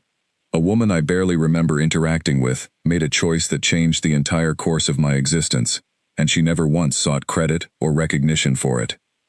"That sounds like Petra," Mira said with a sad smile. She always believed that true healing required no reward beyond the healing itself. Damon studied the journal entry thoughtfully, grateful beyond words for the answers it finally provided, yet also aware of the strange weight that came with understanding the full truth. "We owe her a debt we can never repay," he said quietly. "Perhaps the best way to honor her memory is to ensure her sacrifice, like Elena's own sacrifice 7 years ago, was never made in vain." With the mystery of Ren's true identity finally confirmed beyond any reasonable doubt, the pack began slowly adjusting to the remarkable news. Warriors who had once doubted her now approached with genuine warmth and respect, eager to welcome back the Omega whose courage had saved their king so many years earlier. Even Garrick, who had expressed such cautious skepticism initially, sought Ren out personally to offer his sincere apologies and heartfelt welcome. "I should have trusted the king's instincts from the beginning," Garrick admitted, bowing his head respectfully before her. "Please forgive my earlier doubts. I am simply grateful you have finally returned to us, whole and unharmed." "There is nothing to forgive," Ren replied graciously. "Your caution came from loyalty and love for your king. That is nothing to apologize for." As the pack celebrated the miraculous return of a woman many had believed lost forever, Owen continued quietly monitoring the palace's outer defenses, unable to shake the persistent unease that had settled over him in recent days. He increased patrol frequency along the borders, doubled the guard presence near Ren's private chambers, and instructed the palace scouts to report any unusual activity immediately, regardless of how minor it might initially seem. His caution proved well-founded. 3 days after Mira's discovery of Petra's journal, a scout returned from a routine patrol along the eastern border with troubling news. Unusual tracks had been discovered near a hidden ravine, roughly half a day's journey from the palace. Tracks belonging to a substantial group of warriors moving with deliberate stealth, careful to avoid the usual patrol routes. Owen brought this information immediately to Damon, his expression grave as he laid out a map marking the location of the discovered tracks. "This could simply be hunters, or travelers passing through," he acknowledged, "but the deliberate avoidance of our patrol routes suggests otherwise. I believe we should prepare for the possibility that Victor Kane has learned of Ren's return." Damon's expression hardened at the mention of the name responsible for so much pain 7 years earlier. "If he intends to finish what he started, he will find us far better prepared this time," he said firmly. "Double the guard around the palace. I want scouts monitoring every approach to our territory, day and night, until we understand exactly what threat we are facing." Ren, who had been present for much of the conversation, felt a familiar chill of fear settle over her, though this time it was tempered by a fierce determination rather than the helpless uncertainty she might have felt before recovering her memories. "I will not simply hide while others risk themselves protecting me," she said firmly. "If Victor Kane intends to threaten this pack again, I want to help defend it, just as I did 7 years ago." Damon turned to her, concern evident in his expression. "You nearly died protecting me once already," he reminded her gently. "I cannot bear the thought of losing you again, especially now that we have only just found our way back to each other. And I cannot bear the thought of standing aside while the people who saved me, who welcomed me back into their home, face danger without my help," Ren countered, her resolve unwavering. "I have spent years feeling powerless, without memory or purpose. Now that I have both, I intend to use them to protect what matters most to me, just as I chose to do all those years ago." Damon studied her for a long moment, recognizing the same fierce courage that had first drawn him to her, even in the brief moments before her original sacrifice. He understood, with a mixture of pride and fear, that trying to keep her entirely from danger would be both impossible and disrespectful to the strength she had always carried within her. "Then we face whatever comes together," he finally said, taking her hand firmly in his own. "This time, neither of us stands alone." As preparations for potential conflict intensified throughout the following days, the palace transformed from a place of quiet celebration into one of focused vigilance. Warriors sharpened weapons and reinforced defenses, while Mira worked tirelessly preparing healing supplies in anticipation of whatever confrontation might lie ahead. Beneath the surface tension, however, a quiet strength continued building among the pack, a renewed sense of unity forged by the miraculous return of a woman whose courage had once already proven capable of changing the course of their history. The attack came just before dawn, when the sky still held the deep gray stillness of early morning, and most of the palace remained wrapped in the last quiet moments of sleep. A scout stationed along the eastern ridge spotted the first signs of movement through the tree line, dozens of warriors advancing with practiced silence toward the outer walls of Nightshade territory. He sounded the alarm immediately, his horn cutting sharply through the peaceful morning air, jolting the entire palace into sudden and urgent motion. Damon was already awake, standing at the window of his chambers, when the horn's warning reached his ears. He had barely slept the past several nights, his instincts warning him that danger was drawing closer with each passing hour. He moved quickly, pulling on his armor with practiced efficiency, while shouting orders to the guards stationed just outside his door. "Rouse every warrior," he commanded. "Position defenses along the eastern wall, and find Ren, immediately. Ensure she is safely moved to the fortified chamber beneath the main hall." Owen arrived within moments, already dressed for battle, his expression grim but focused. "Scouts confirm at least 50 warriors approaching," he reported. "Victor Kane's colors are visible among them. This is no simple raiding party, my king. This is a full assault." Damon's jaw tightened with cold determination. "Then we meet it with everything we have," he replied. "Nightshade has grown stronger in 7 years. Victor Kane will learn that lesson today." Across the palace, Ren had already woken to the sound of the alarm horn, her heart racing, as memories of that terrible night 7 years earlier flooded back with startling clarity. She dressed quickly, refusing the urge to simply hide as instructed, her earlier promise to Damon echoing firmly in her mind. She would not stand aside while others fought to protect the home that had finally welcomed her back. She found Mira in the healing chambers, already preparing supplies for the wounded who would inevitably need care before the day's end. "I need something I can use to defend myself," Ren said firmly, watching as Mira looked up with immediate concern. "Damon wanted you kept safe," Mira reminded her gently, though she recognized the same unwavering determination in Ren's expression that she remembered from Elena so many years earlier. "I cannot simply hide while this pack fights for its survival," Ren replied. "Not again. I have already lost 7 years I can never reclaim. I will not lose the chance to stand beside the people who have given me a home and a purpose once more." Mira hesitated only a moment longer before retrieving a simple dagger from a nearby cabinet, pressing it into Ren's hands, along with a small pouch of herbs known to slow bleeding and ease pain. "Be careful," she said softly. "We have only just gotten you back." Ren nodded, tucking the dagger securely at her side, before making her way toward the eastern wall, where the sounds of approaching conflict had already begun echoing across the palace grounds. Warriors rushed past her in organized formations, positioning themselves along the fortified defenses that had been strengthened significantly since the initial threat was discovered days earlier.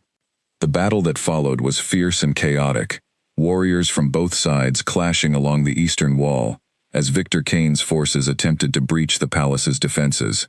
Daemon fought at the front lines alongside Owen and his most trusted warriors, his movements sharp and precise, honed by 7 years of disciplined training and hardened resolve.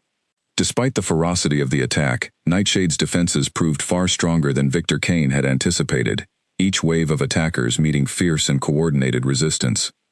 Silas, observing the unexpected strength of the defense from a safe distance, quickly recognized that their initial strategy required adjustment. He signaled to a smaller group of warriors positioned separately from the main assault, warriors specifically tasked with a secondary objective that had been planned in case the primary attack failed to achieve quick success.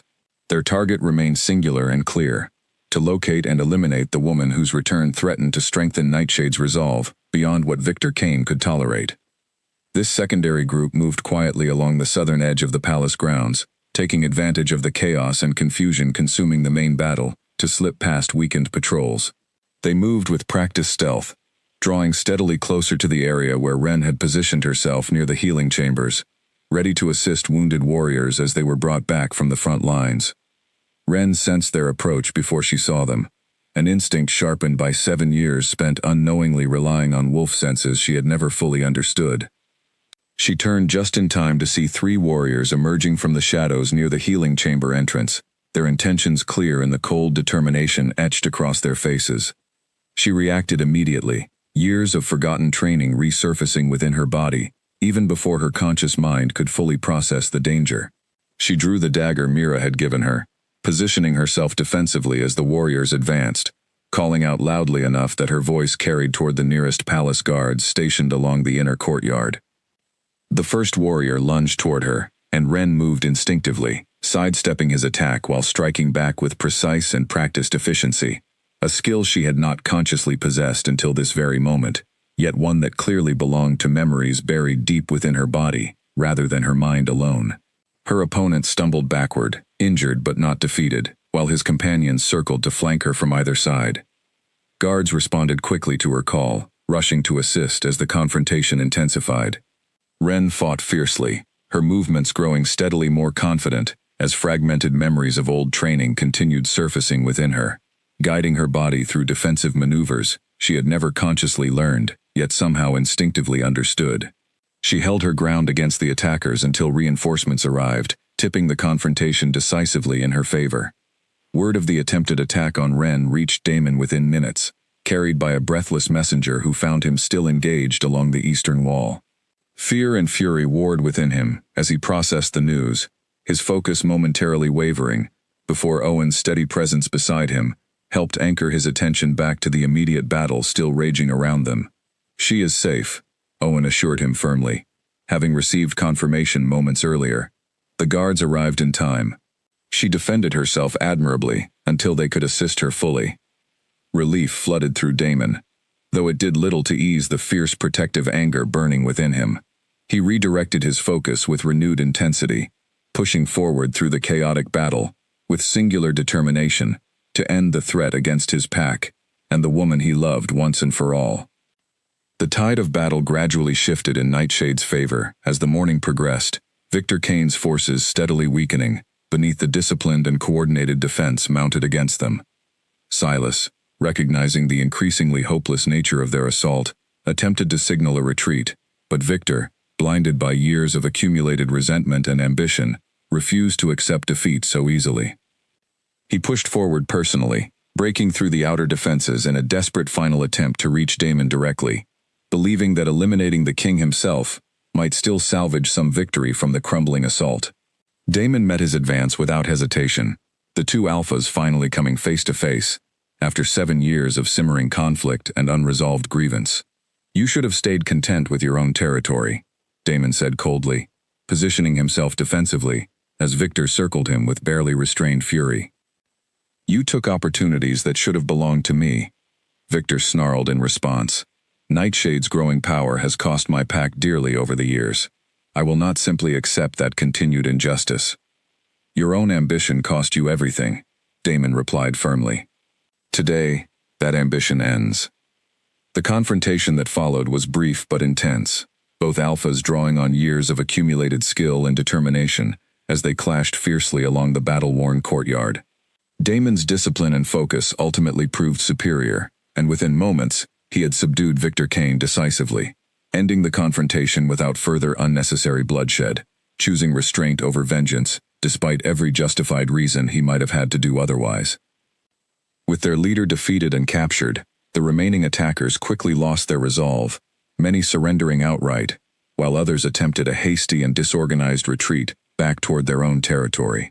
By mid-morning, the battle had ended entirely, Nightshade's defenses proving more than sufficient to repel the threat that had loomed over them for weeks.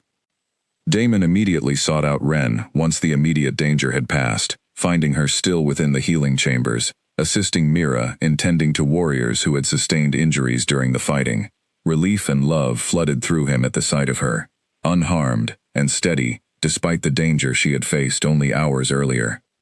"You are safe," he said, crossing the room quickly, to pull her into a tight embrace, uncaring of the audience of warriors and healers, watching them with quiet understanding. "I am," she confirmed, returning his embrace fully. "And this time, I did not have to give everything to protect what matters most. We faced it together, and we both survived." In the days that followed, Nightshade territory slowly returned to a sense of normalcy, though the events of the attack lingered heavily in conversations throughout the palace. Victor Kane, stripped of his position and authority, was exiled from his own territory, under terms negotiated carefully to prevent future conflict, his ambitions finally and permanently curtailed. Silas, recognizing the futility of continued hostility, negotiated a fragile peace agreement on behalf of the weakened rival pack, ensuring that the years of tension between the two territories might finally begin healing. Damon called together the full council and gathered warriors of Nightshade territory 2 weeks after the battle, standing before them in the very grand hall where Elena had once given her life to save him 7 years earlier. Ren stood beside him, dressed simply, yet radiantly, her presence a living testament to the resilience and courage that had defined her from the very beginning of her story. 7 years ago, in this very hall, a woman I barely knew sacrificed everything to save my life, Damon announced, his voice carrying clearly across the gathered crowd. I have spent every year since then believing that sacrifice was final, that the debt I owed her could never truly be repaid. Today, I stand before you with the honor of announcing that fate has given us a second chance, one I do not intend to waste. He turned to Ren, taking her hand gently in his own before continuing. Elena Marsh has returned to us, carrying the same courage and selfless love that first defined her. I ask for the blessing of this pack, in declaring her not only as my mate, but as Alpha Queen of Nightshade territory, standing beside me as an equal partner in leading our people forward. The hall erupted in enthusiastic celebration, warriors and council members alike voicing their approval and joy at the announcement. Mira watched from near the front of the gathered crowd, tears of happiness streaming freely down her face, as she witnessed the culmination of a mystery she had spent 7 years quietly working to unravel. Owen stood proudly beside his king, relief and genuine happiness evident in his expression after years of watching his closest friend carry the heavy burden of unresolved grief. As the celebration continued late into the evening, Damon and Elena stood together near the same spot where her sacrifice had once brought the hall to devastating silence 7 years earlier. This time, however, the space held only joy and hope, a powerful symbol of resilience triumphing over tragedy. 7 years, Elena said softly, echoing the same words Damon had once whispered alone beside her grave. 7 years of separation, grief, and searching, yet somehow we found our way back to each other. I promised you I would become worthy of your sacrifice, Damon replied, pulling her close as the sounds of celebration continued around them. I did not fully understand, until this very moment, that becoming worthy simply meant allowing myself to love you completely, without fear or hesitation, exactly as you once loved me. Elena smiled, resting her head against his shoulder, as they watched their pack celebrating together, united and stronger than ever before. Whatever challenges the future might bring, they would face them together, bound not only by fate and forbidden magic, but by a love strong enough to survive death itself and return, against all odds, to finally claim the happiness it had always deserved. In the weeks that followed the announcement, life within Nightshade territory settled into a new and hopeful rhythm. Elena embraced her role gradually, learning the responsibilities expected of an Alpha Queen, while continuing to work closely with Mira in the healing chambers, unwilling to abandon the compassion and skill that had always defined her character, even before she had fully understood who she truly was.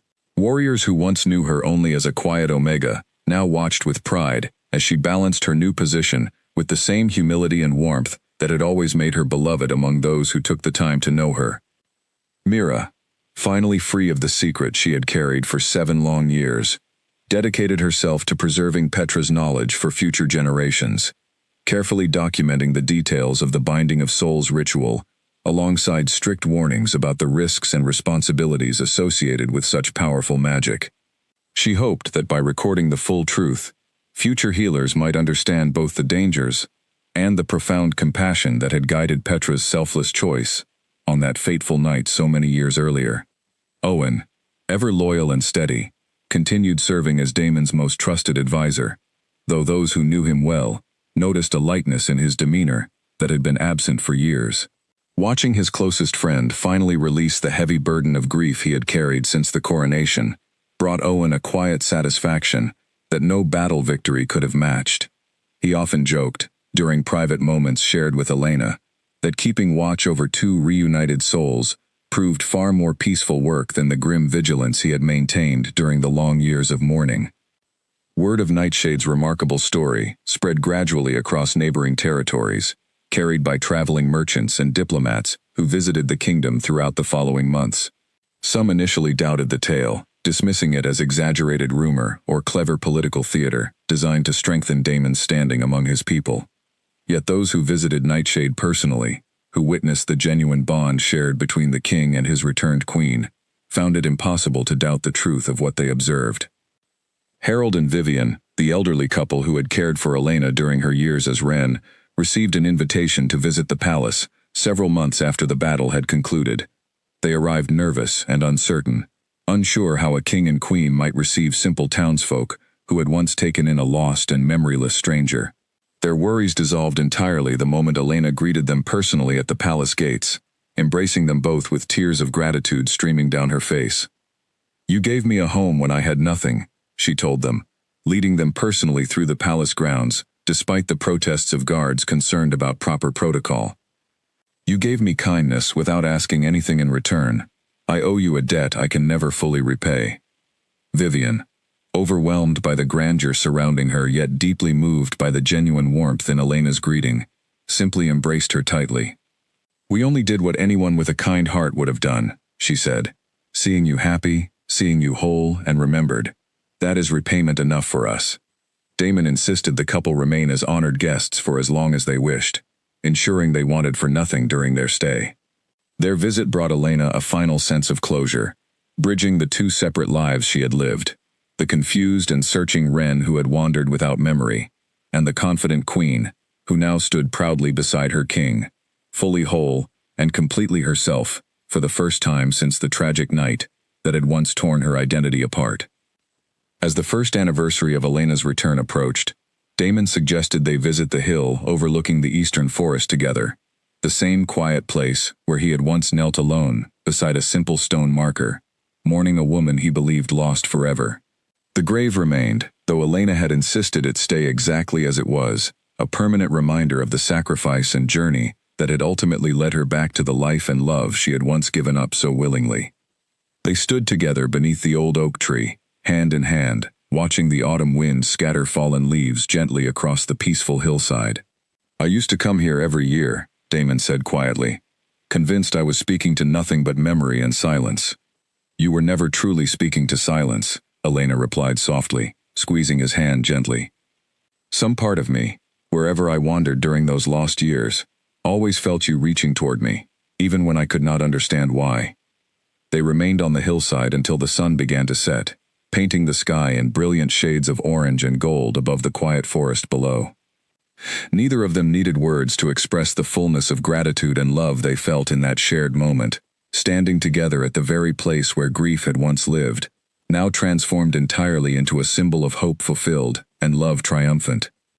Nightshade territory continued flourishing under their combined leadership in the years that followed, its people inspired by a story that had become legend throughout the region, a story of sacrifice, loss, forbidden magic, and ultimately, a love powerful enough to defy even death itself.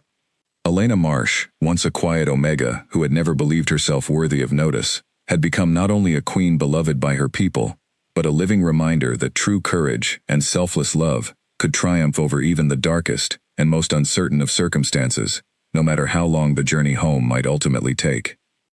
2 years after the battle that finally brought peace between Nightshade and its neighboring territories, a new challenge arrived, one that had nothing to do with rival alphas or forbidden magic, but everything to do with the quiet responsibilities of building a lasting legacy.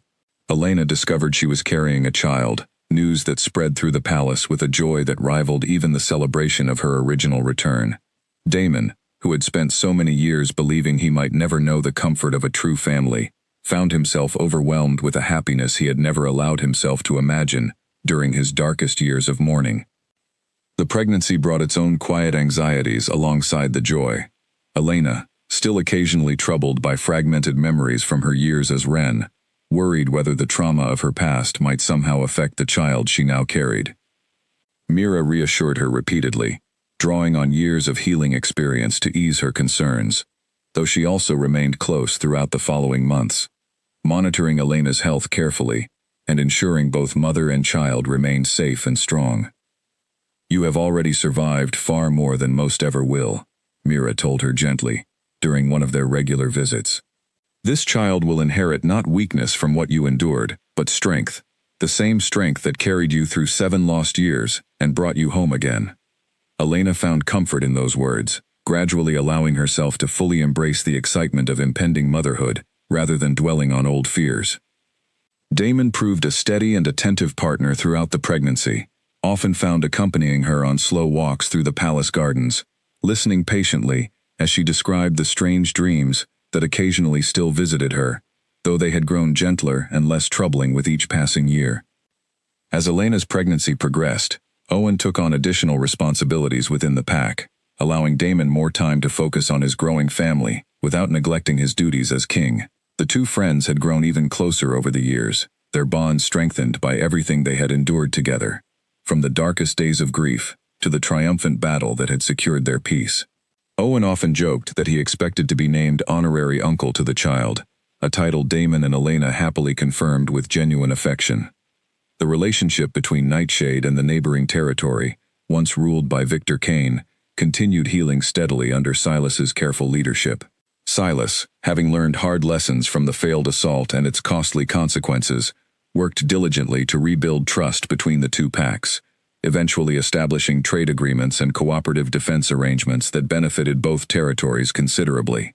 Damon, though initially cautious given the painful history between them, gradually came to respect Silas's genuine efforts toward reconciliation, and the two leaders developed a working relationship built on mutual benefit rather than old resentment. When the time finally came for Elena to give birth, the entire palace held its breath in anticipation, warriors and servants alike gathering quietly in the corridors outside the private chambers where Mira and several other skilled healers attended to her carefully. Damon paced anxiously nearby, Owen keeping him steady company throughout the long hours of labor, offering quiet reassurance whenever worry threatened to overwhelm his composure. Finally, as dawn broke softly over the eastern hills, the sound of a newborn's cry echoed through the palace, bringing relieved cheers and joyful celebration from everyone who had waited so anxiously through the night. Damon rushed into the chamber the moment he was permitted, finding Elena exhausted yet radiant, cradling their healthy daughter gently in her arms.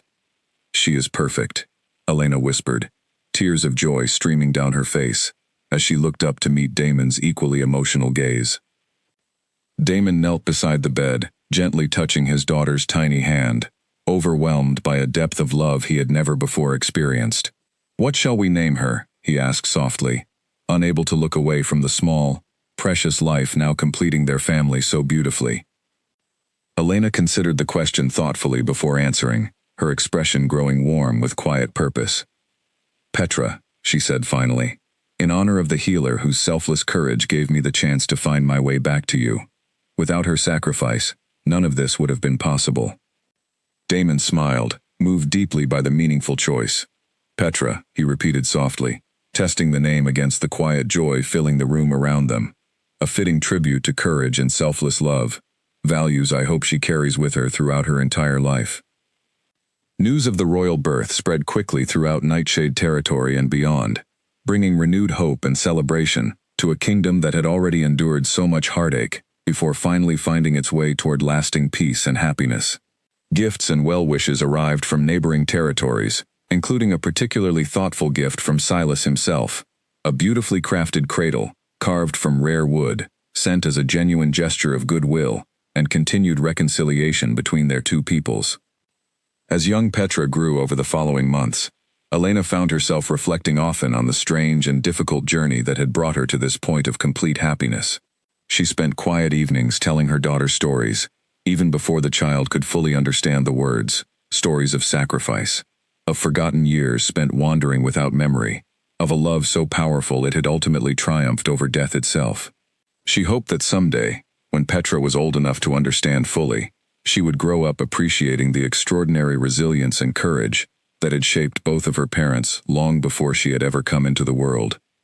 Mira, now considered something of a legendary figure among healers throughout the region for her role in uncovering the truth behind Elena's return, took on several apprentices, eager to learn from her extensive knowledge and experience.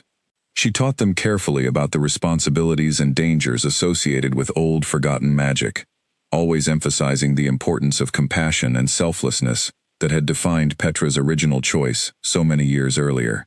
Under her guidance, the healing traditions of Nightshade grew stronger and more comprehensive than ever before, ensuring that future generations would carry forward both the practical skills and the deeper wisdom necessary to serve their pack faithfully. Years continued passing peacefully within Nightshade territory, the kingdom flourishing under Damon and Elena's combined leadership. Their family grew further with the arrival of a second child, a son named after Owen, in recognition of his unwavering loyalty and friendship throughout the darkest and brightest chapters of their shared history. The palace that had once witnessed such devastating tragedy during that fateful coronation now echoed regularly with the joyful laughter of children, a stark and beautiful contrast to the grief that had once defined its halls for 7 long years. On quiet evenings, Damon and Elena often found themselves returning to the hillside beneath the old oak tree, no longer a place of mourning, but rather a cherished symbol of everything they had overcome together. They would sit together, watching their children play nearby, chasing fallen leaves across the peaceful grass, while the setting sun painted the sky in warm and brilliant colors above them. "Do you ever wonder," Elena asked one such evening, resting comfortably against Damon's shoulder as they watched their children laughing in the distance, "what might have happened if Petra had never performed that ritual? If I had simply been allowed to pass on peacefully that night, without ever wandering those lost years, as someone else entirely?" Damon considered the question seriously before answering, his arm wrapping gently around her shoulders. "I try not to dwell on paths that never came to be," he said thoughtfully, "but I know this much with absolute certainty. Whatever path might have unfolded differently, I am endlessly grateful for the one that brought us here, to this exact moment, surrounded by everything we both once feared we had lost forever." Elena smiled, nodding in quiet agreement as she watched their children continue playing beneath the golden evening light. Whatever hardships the future might still hold, she understood now, with complete certainty, that she and Damon would face them exactly as they always had, together, strengthened rather than weakened by everything they had already survived. Their story, born from tragedy and forbidden magic, had ultimately become something far greater, a lasting testament to the enduring power of love, sacrifice, and the unbreakable bonds capable of surviving even the passage of death itself, given enough courage, patience, and unwavering hope to guide the way back home. As the years continued to pass, storytellers throughout the region began weaving Elena and Damon's journey into the oral traditions shared during gatherings and celebrations across many territories, far beyond the borders of Nightshade itself. Parents told the story to their children as a lesson in courage, teaching them that even a person who felt invisible or unworthy could change the course of an entire kingdom through a single selfless act. Young Omegas, who might once have believed their status left them destined for quiet, overlooked lives, found new inspiration in Elena's example, understanding that rank and title meant far less than the strength of one's heart and the depth of one's convictions. Clara, the young servant who had first attended to Ren during her earliest and most uncertain days within the palace, remained close to the royal family throughout the following years, eventually rising to a respected position overseeing the household with the same warmth and dedication she had always carried. She often shared her own memories of those early uncertain days, with visitors curious about the legendary queen's remarkable history, always emphasizing how Elena's quiet strength had been evident even before anyone fully understood who she truly was. Harold and Vivian continued visiting the palace regularly in the years that followed, watching with quiet pride as the young woman they had once cared for, without expectation of reward, grew into a beloved and respected queen. When age eventually caught up with the elderly couple, Elena ensured they spent their final years surrounded by comfort and gratitude, honoring the debt she had always felt toward the kindness that had once given her shelter during her most lost and uncertain years. Their passing, though sorrowful, was marked by peaceful acceptance, knowing they had lived to see the woman they loved find complete happiness and purpose. Garrick, once among the most skeptical of Ren's return, became one of Petra's most devoted protectors as the young princess grew older, teaching her basic self-defense alongside the other children of the pack, determined that she would inherit not only her mother's courage, but also the practical skills necessary to protect herself and those she loved someday. He often remarked, with quiet humor, that watching over the next generation felt like the truest form of penance for his earlier doubts.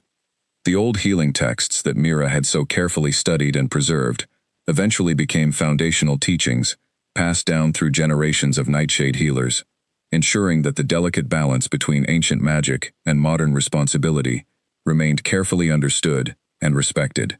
Mira herself lived to a peaceful old age, surrounded by apprentices who had come to regard her not only as a brilliant healer, but as a trusted keeper of one of the kingdom's most treasured and hopeful stories. Damon, reflecting often during quiet moments on the long and difficult road that had led him to lasting happiness, came to understand that true strength was never about avoiding pain or loss entirely, but rather about carrying forward with hope, even during the darkest and most uncertain seasons of life. He often shared this wisdom with young warriors training within the palace grounds, encouraging them to face hardship not with despair, but with the same quiet resilience that had ultimately reunited him with everything he once feared was lost forever. And so, within the peaceful and flourishing territory of Nightshade, the story of a woman who once perished protecting her king, only to return 7 years later carrying love, courage, and an unbreakable spirit, continued echoing through generations, a permanent reminder that even the darkest tragedies could, with enough time, patience, and unwavering hope, transform into the most beautiful and lasting stories of triumph.